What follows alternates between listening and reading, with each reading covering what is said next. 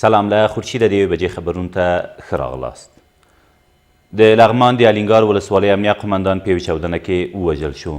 دا قمندان چې سید عارف سادات نومیده نن سهار د یادې ولسوالۍ په مسکین آباد سیمه کې له خپلو 3 ساتونکو سره په یوې من چاودنه کې وژل شوی دی.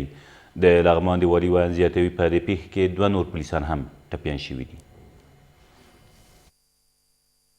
نن له غرمې وړاندې شاوخوا 11 بجې د الینګار ولسوالۍ په مربوطاتو کې د دې ولسوالۍ امنیه قمندان ښاغلی سید عارف سادات د دندې پر مهال چې په مسکین آباد سیمه کې د دښمن له لوري سړک غاړې ځای پر ځای شوي مین پرې چاودنه کړې. متاسفانه چې په دې چاودنه کې په خپله قمندان صاحب شهید شوی او ترڅنګ یې د 3 ساتونکي هم شهیدان شوي دي. همدارنګه 2 سربازان نور ټپیان شوي دي. د ولسمشر ماڼۍ لومړی مرستیال وایي دمګړۍ د شمالي ولایتونو اوسیدونکي له ګڼو امنیتي ستونزو سره لاس او ګرېوان دي. عبدالرشید دوستم د جوزجان ولایت له اوسیدونکو سره په کتنه کې چې 2 ورځې مخکې د دغه ولایت په مرکز شبرغان ښار کې ترسره شوې زیاته کړې که چیرې د ده امنیتي طرحه د حکومت له لوري منل شوې وای نو اوس به د شمالي ولایتونو او ټول هیواد امنیت خوندي وای. نوموړي 209 شاهین قلوردو قمندانۍ لوړپوړي چارواکي د سرتیرو ژوند ته په نه پاملرنې تورن کړل او په ډاګه یې کړه چې د دغه ولایت ستونزې به ولسمشر ته ورسوي او که چیرې ښاغلي غني هغو ته رسېدنه ونه کړه نو په اړه یې پخپله پرېکړه کوي.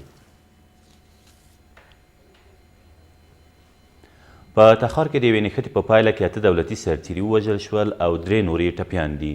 د تخار د والي ویاند وایي دغه نښته تېره شپه نږدې 11 بجې هغه مهال ترسره شوه چې یو شمېر طالبانو د خواجه بهاءالدین ولسوالۍ پر پوستو بریدونه وکړل. د نوموړي په وینا په دې لړ کې یوه امنیتي پوسته هم د افغان ځواکونو له ولکې وتېده.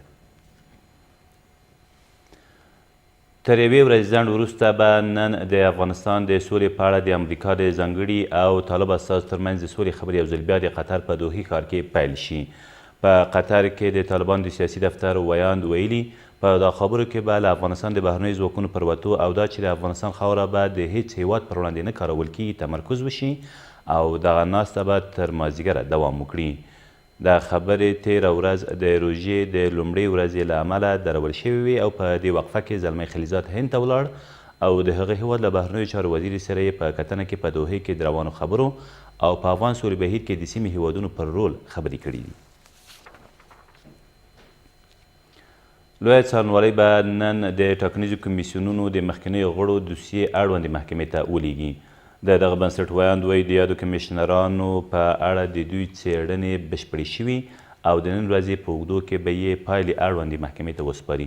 د نوموړي په وینا تر اوسه د بدخشان او کونړ په 2 ټاکنیزو حوزو کې د ټاکنیزو کمیسیونونو پر مخکینیو کمیشنرانو لګول شوي تورونه ثابت شوي دي. او د بغلان پر امنیه قمندانۍ طالبانو له ډلییز برید وروسته د دغه ولایت امنیه قمندان او د امنیت آمر له دندو ګوښه او پر ځای نوي کسان وګمارل شول. د کورنیو چارو وزارت ستر امنیتي مرستیال تېره ورځ د نوي امنیه قمندان او د امنیت آمر د پیژندنې په مراسمو کې په دغه ولایت کې د جګړې پر سم مدیریت له ټینګار سربیره خبرداری ورکړ چې د افغان ځواکونو د وسلو له پلورونکو سره به جدي قانوني چلند وشي. ویل کېږي د بغلان د امنیت قمندانۍ پر ودانۍ د 2 ورځې مخکې د 8 طالبانو په برید کې څه باندې 60 تنه وژل شوي او د ولسي وګړو په ګډون له 80 ډېر نور ټپیان شوي دي. دا تر دې مهاله وروستي خبرونه، تر بیا مو الله مل.